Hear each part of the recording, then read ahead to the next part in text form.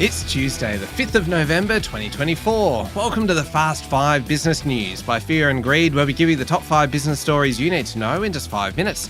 I'm Michael Thompson, and good morning, Sean Aylmer. Good morning, Michael. Sean, 5 stories in 5 minutes. Let's go with story number 1. The managing director and founder of Mineral Resources, Chris Ellison, will step down within 18 months after the board of the miner found he used company resources for his personal benefit and had not acted with integrity. The chair of the board, James McClements, will also depart next year. Mineral Resources share price fell as much as 10% on the news before closing down 9%. All this comes after the board instigated an inquiry after the Financial Review reported that Mr. Ellison and others allegedly benefited through an offshore tax scheme.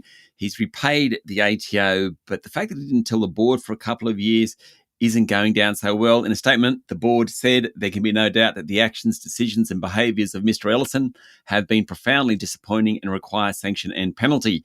He'll refund $3.79 million to MinRes, lose this year's $3.1 million bonus, forfeit $6.5 million of unvested long-term and short-term incentives. He's also agreed to donate $5 million to charity. Now, Sean, this is a pretty incredible story because the investigation actually uncovered a whole lot more than just an alleged tax scheme. Yes, according to the Fin, it uncovered things like Mr. Ellison getting staff to work on his personal boat, company employees managing his personal finance, Mr. Ellison buying goods and services for his own use using company money, and other stuff like his daughter winning rent relief on company-owned properties. This is an ASX-listed company for all shareholders, not just the biggest. The board seemed to want an orderly transition, hence he's hanging around for 18 months. Really? I'm not so sure about whether that one passes the pub test. Story number 2, Sean. Westpac has upped its share buyback and lifted its final dividend after it reported a smaller profit for the financial year ending 30 September.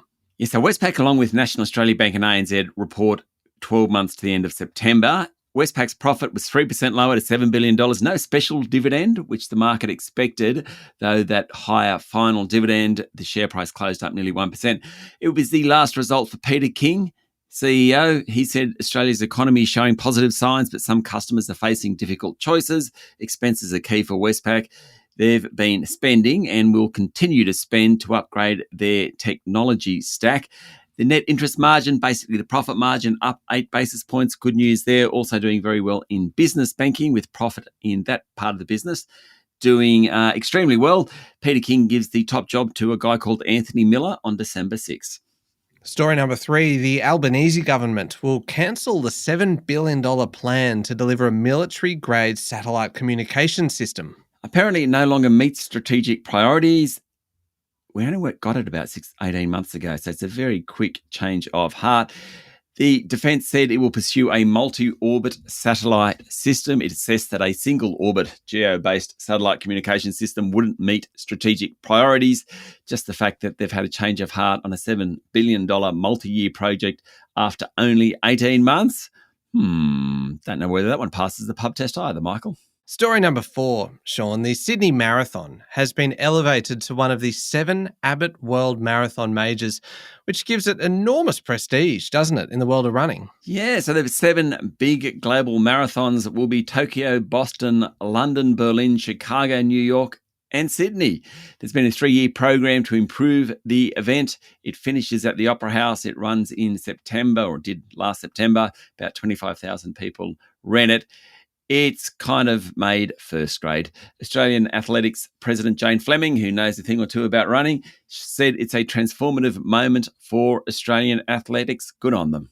Indeed. Last one, story number 5. Massive, massive day, isn't it, Sean? Because it is election day tonight in the US and results will start rolling in tomorrow, Australian time. But it could be days before a final outcome is actually reached. Yep, too tight to call. Who knows who'll win? Betting markets have Donald Trump as favourite. The latest polls have been a little bit more sympathetic to Kamala Harris. Outside of COVID, there's been record early voting that suggests there will be a good voter turnout. The last few speeches from Harris have been very much focused on policy. In fact, she did one speech in the last 24 hours where she didn't mention Donald Trump once. That's the first time that's happened this campaign. Donald Trump, well, he suggested the election system, polling firms and media were corrupt. Not much evidence.